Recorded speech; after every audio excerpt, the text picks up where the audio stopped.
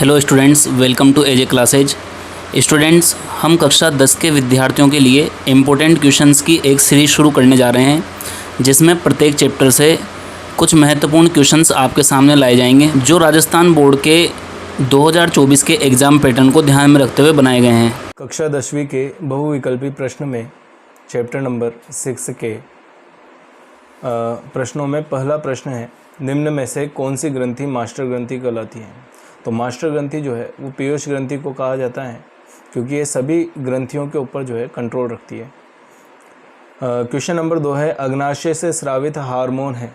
अग्नाशय से जो है वो इंसुलिन हार्मोन स्रावित होता है, और अगर दूसरे हार्मोन की बात करें तो ग्लूकेगॉन हार्मोन भी अग्नाशय ग्रंथि से स्रावित होता है। इंसुलिन, अगला क्वेश्चन है, इंसुलिन हार्मोन के अल्प स्त्रावण से किस रोग के होने की संभावना होती है। यानी इंसुलिन हार्मोन की जब शरीर में कमी आ जाए तो कौन सा रोग हो सकता है। तो मधुमेह रोग जो है वो इंसुलिन हार्मोन की कमी की वजह से होता है, और इसे इंग्लिश में डायबिटीज़ भी बोलते हैं। अगला क्वेश्चन है, किस हार्मोन की कमी से घेंगा रोग हो जाता है। हार्मोन, कौन सा हार्मोन है जिसकी कमी से घेंगा नामक रोग हो जाता है। तो थायरोक्सिन हार्मोन जो थायराइड ग्रंथि से निकलता है, इसकी कमी से घेंगा नामक रोग हो जाता है। अगला क्वेश्चन है, थायरोक्सिन के निर्माण के लिए किस तत्व की आवश्यकता होती है। क्वेश्चन में पूछ रहा है कि थायरोक्सिन के निर्माण के लिए किस तत्व की आवश्यकता होती है। तो आयोडीन, जो कि हमें नमक से मिलता है, इस आयोडीन तत्व के कारण किसका निर्माण होता है, थायरोक्सिन हार्मोन का निर्माण होता है। तो ऑप्शन नंबर ए जो है इसका आंसर होगा। अगला क्वेश्चन है, तंत्रिका तंत्र की क्रियात्मक एवं संरचनात्मक इकाई बताइए। यानी ऐसी इकाई बताइए जिससे तंत्रिका तंत्र का निर्माण होता है। तो तंत्रिका कोशिका जो है, इससे तंत्रिका तंत्र का निर्माण होता है। डी ऑप्शन सही है। अगला क्वेश्चन है, मस्तिष्क का सबसे बड़ा भाग कौन सा होता है। यानी जो मस्तिष्क का सबसे बड़ा एरिया जो है वो बड़ा है, तो इसमें अपना ऑप्शन नंबर ए यानी प्रमस्तिष्क जो है वो आंसर हो जाएगा, क्योंकि प्रमस्तिष्क मस्तिष्क का लगभग 80 to 85% भाग बनाता है। अगला क्वेश्चन है, निम्न में से कौन सी अनैच्छिक क्रिया है। अनैच्छिक क्रिया जो हमारी इच्छा के बिना होती है। तो ऑप्शन नंबर डी, पलक का झपकना जो है एक अनैच्छिक क्रिया होती है, क्योंकि यह क्रिया हमारी इच्छा के अनुसार होती नहीं है। अगला क्वेश्चन है, दो तंत्रिकाओं के बीच खाली स्थान कहलाता है। अगर हिंदी में बात करें तो दो तंत्रिकाओं के बीच खाली स्थान को जो है हम बोलेंगे क्या, स्नेप्स। क्या बोलेंगे, स्नेप्स। क्वेश्चन नंबर 10, निम्न में से नर हार्मोन है। यानी इनमें से नर हार्मोन किसे माना जाता है। तो टेस्टोस्टेरोन जो है वो नर हार्मोन माना जाता है।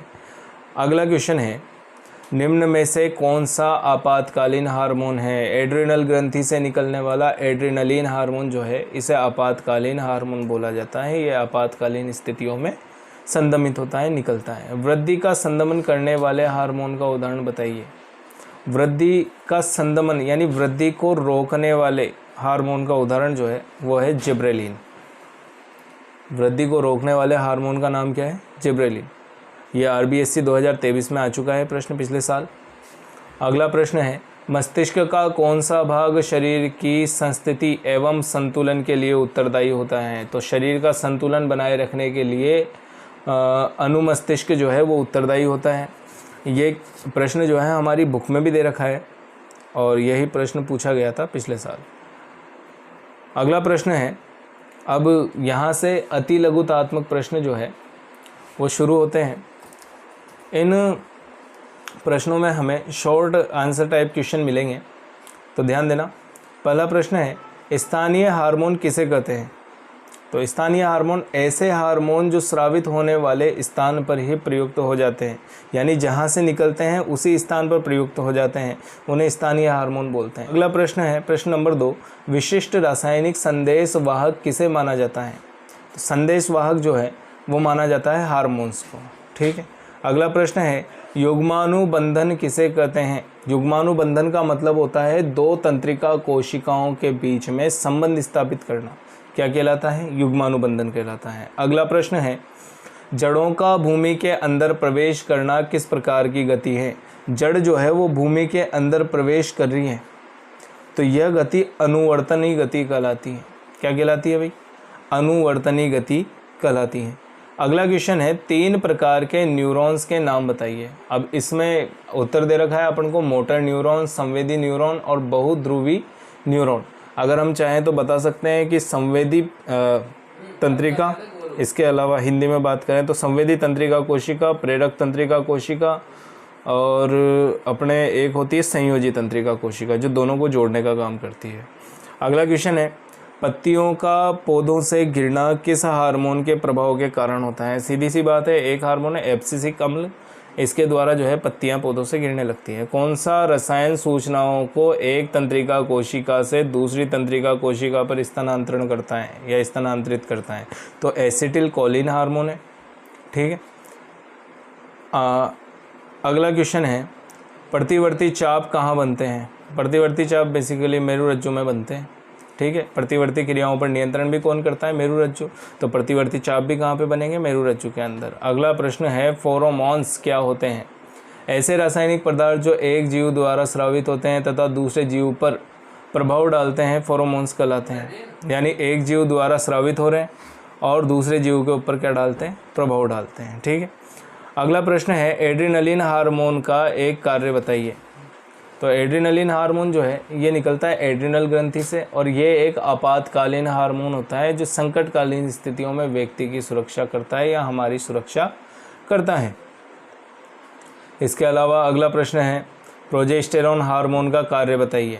प्रोजेस्टेरॉन हार्मोन जो है ये निकलता है स्त्रियों में और प्रोजेस्टेरॉन हार्मोन जो है ये भ्रूण के सही विकास के लिए उत्तरदायी होता है। इसके अलावा एक और हार्मोन होता है प्रोजेस्टेरॉन और दूसरा हार्मोन होता है एस्ट्रोजन। एस्ट्रोजन जो है वो द्वितीय गौण लैंगिक लक्षण विकसित करता है।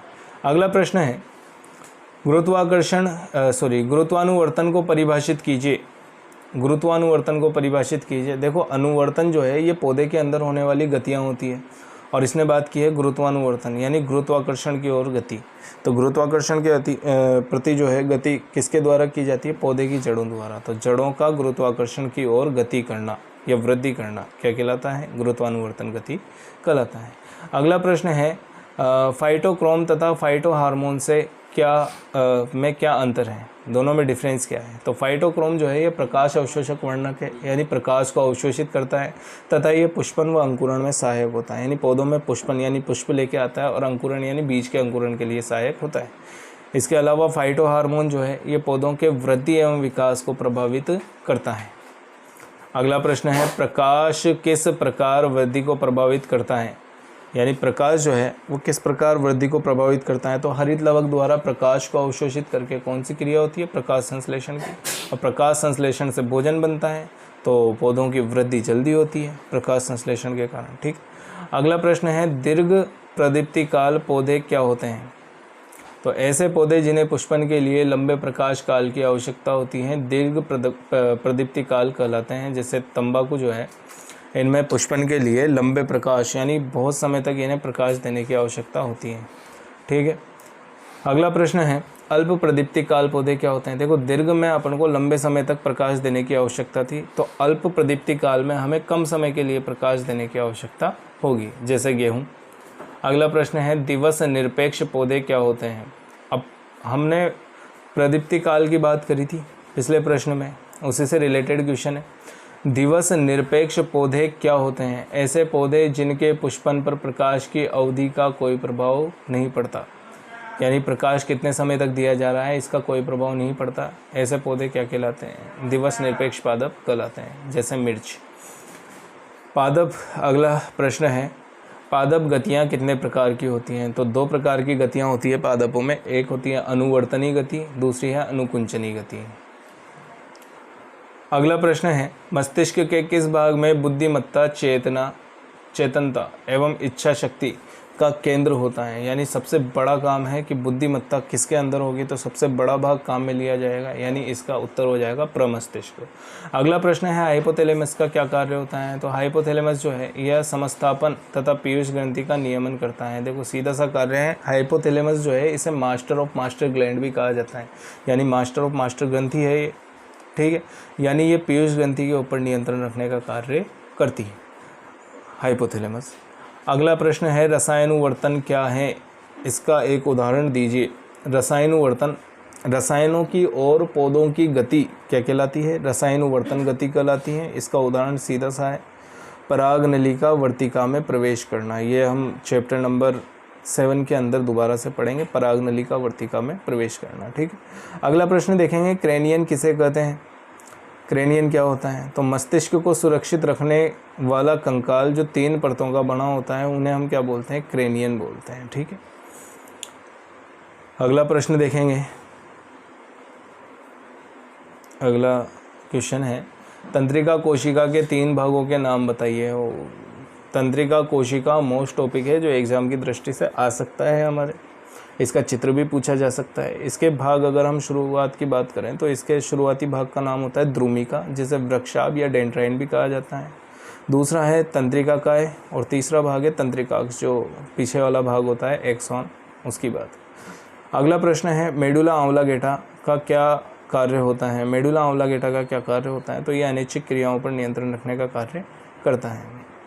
अगला प्रश्न है, मस्तिष्क का कौन सा भाग बुद्धि तथा स्मरण का केंद्र होता है? तो ये प्रश्न दोबारा से आया है। बुद्धि रखने का कार्य जो है वो कौन करता है? प्रमस्तिष्क करता है, जो मस्तिष्क का लगभग 80 से 85% भाग है। अगला क्वेश्चन है, मस्तिष्क के 3 प्रमुख भागों के नाम बताइए। 3 प्रमुख भाग सबको पता होना चाहिए, अग्र मस्तिष्क, मध्य मस्तिष्क, पश्चिम मस्तिष्क। सबसे बड़ा भाग इनमें अग्र मस्तिष्क होता है। अगला प्रश्न है, पौधे का प्रकाश की ओर वृद्धि करना किस हार्मोन के कारण होता है? यानी पौधा जो है प्रकाश की ओर किस हार्मोन की वजह से वृद्धि करता है? तो वो है auxin hormone. Most important question है, अच्छा क्वेश्चन है, आ सकता है एग्जाम में। अगला क्वेश्चन है, आयोडीन की कमी से होने वाले रोग का नाम लिखिए।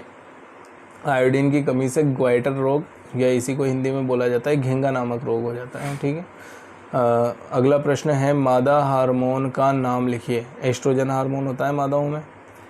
अगला प्रश्न है, हार्मोन की क्रिया को कौन सी क्रियाविधि नियंत्रित करती है? तो प्रतिपुष्टि तंत्र या फीडबैक विधि। फीडबैक विधि पढ़ाई होगी, यानी जब हार्मोन खत्म हो जाता है तो उसकी जगह पे दोबारा से हार्मोन को भरा जाता है, इसी को फीडबैक विधि कहते हैं। ठीक है, धन्यवाद।